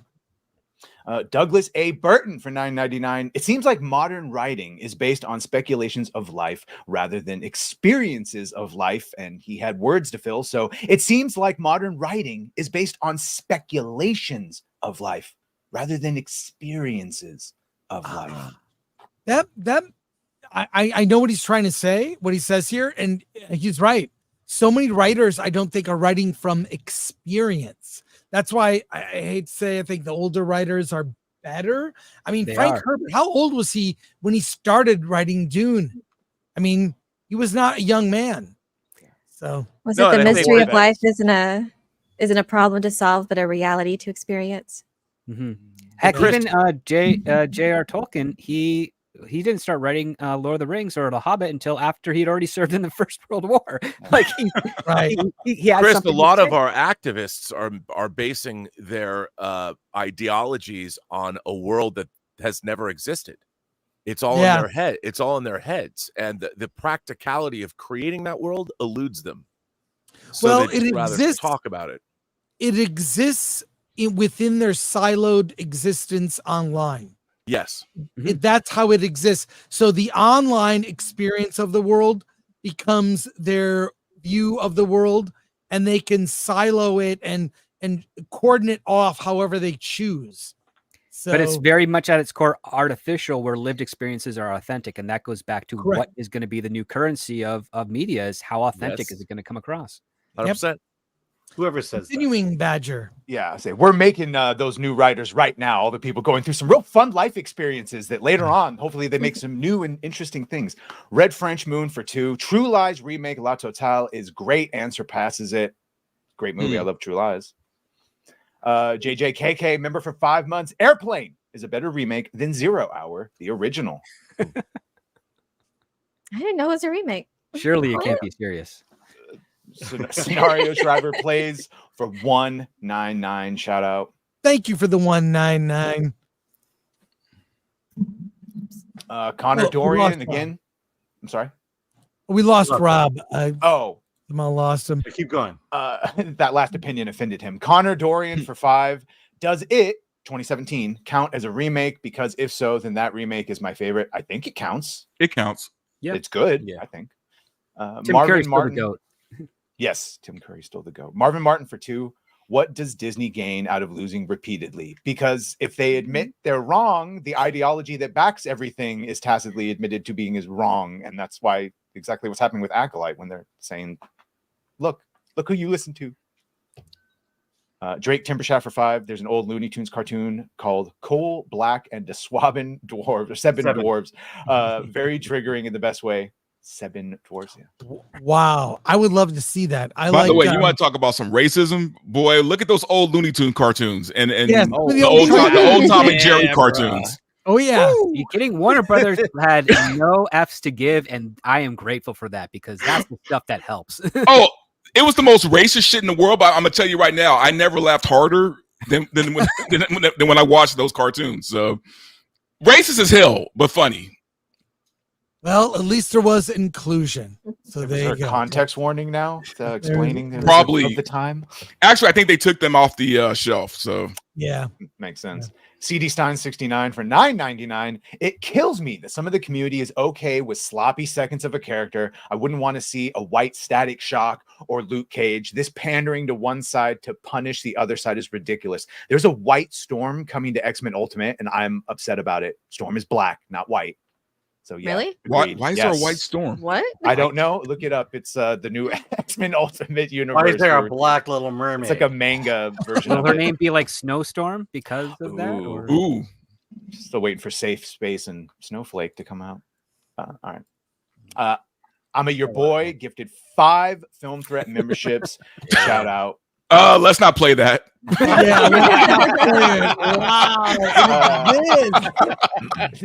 Zach I'm Muffin your for boy. 2. Thank you. Zach Muffin for 2. They exist in their own little world, twatter. Yep. Razorburn for 2. Dragon Con. See you Friday. Spot cameo season 2. Actually, I will give one thing away. Kang will be in season 2 of The Acolyte. voiced by Dante James. All right.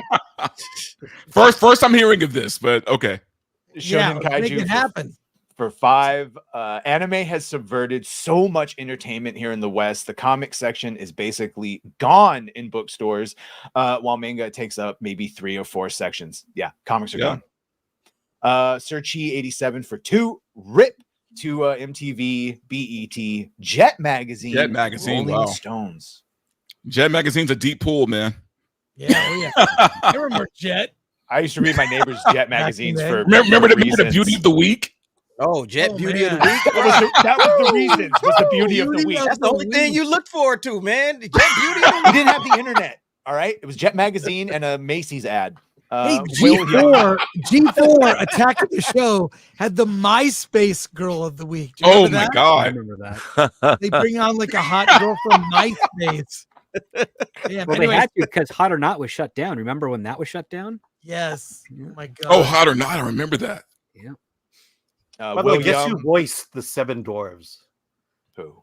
Mel Blanc, of course. Oh, of course. Wow. Voice He's of the only all the working man in Looney Tunes. Hollywood. Will Young, member for 1 month. I'm going to a midnight showing of Catnado if I can find one. It's You'll be probably alone, my friend. Direct to VOD. God if I know speed. anything about Wild Eye. Yeah. ETK 1138 for 5. If there's a bright center to the universe, the Acolyte Disney Star Wars is on the planet that it's farthest from. True. Aren't you at your post, ETK? Well said. Oliver Laveri Farag for 2. Happy birthday, Rob. Not like it's every day. It's every day. Happy birthday to Rob. Happy birthday. Rhaegar Targaryen for 199. A White Storm. Nuff. It's a frog symbol, but Did you find it, Alan? White The Storm? I'll look it up. Look up Ultimate X-Men Storm like manga, and it's supposedly in canon, not like an Elseworld DC version of alternate timeline. Searchy 87 for 5. It's part of the Censored 11. Great music in those old racist cartoons like Cab Calloway, Benny Goodman, and others. Mel Blanc is a legend. It's true. Yeah, I once saw when I was at the Telluride Film Festival, Leonard Maltin presented a thing called Disney's Unseen Treasures, where he showed like a lot of more Japanese because they were for the war effort, and you saw a lot of stuff that will never be seen. Like it is shelved forever. It's at the Walt Disney Museum, by the way. Yeah, it is. Yeah, good. Yeah. Stubble McShave for 50 Swedish krona. Hollywood needs to learn that limitations breeds creativity. Get those budgets under control and put the creatives in charge. How many movies, how many Godzilla minus zeros could you make, or whatever the hell is the joke now? Yeah. Yeah. Did you find it, Alan? No, not yet. Okay. But Alan promises that this is the last time we will talk about the Acolyte. Guarantee it. Until more news comes out. Yeah. Yeah. I was going to say, until next week. I was going to say next week it's probably going to turn up. So, all right. Thank you so much for your super chats. Thank you for your participation in the chat, and thank you to all everyone on our panel. I watch all of you. I appreciate you. So thank you so much. There are links to all their channels in the description. Thank you to Anna and Dante for agreeing to be in The Acolyte Season 2, coming to Film Threat Plus this fall. And look at this. It's White Storm. It's White Storm. Oh, no. It's a cat. It's not even human. That's what they can find. I'll find the article for you next time. This is a Catnado thing. All right. So thank you, everyone. Hey, you know what? Hey, last super chat here. Of course. Super Chair Destroyer for 20. I prefer freedom of speech contracts. You are free to say what you want, but when you are out of favor with the audience, then just stop hiring them. I worry that companies will stop people from talking about their interests. No, just don't sink the movie. That's all. Yeah. Really. And thanks to Armad, Lord Thaw. Thanks to Atomic Lori, Glenn Nuccio. I am flying to Dragon Con. I'll be there Wednesday through Sunday. The Film Threat meetup is on Friday. Details. And Lori and Hollywood on the Rocks is going to be late on Wednesday after we see Rings of Power. Wednesday, Alan and Dante are seeing a special screening of the first 2 episodes of Rings of Power. They'll have a late night reaction. I will be there from Atlanta. And then a week from today, Versus is going to be an Alan solo stream. Just Alan.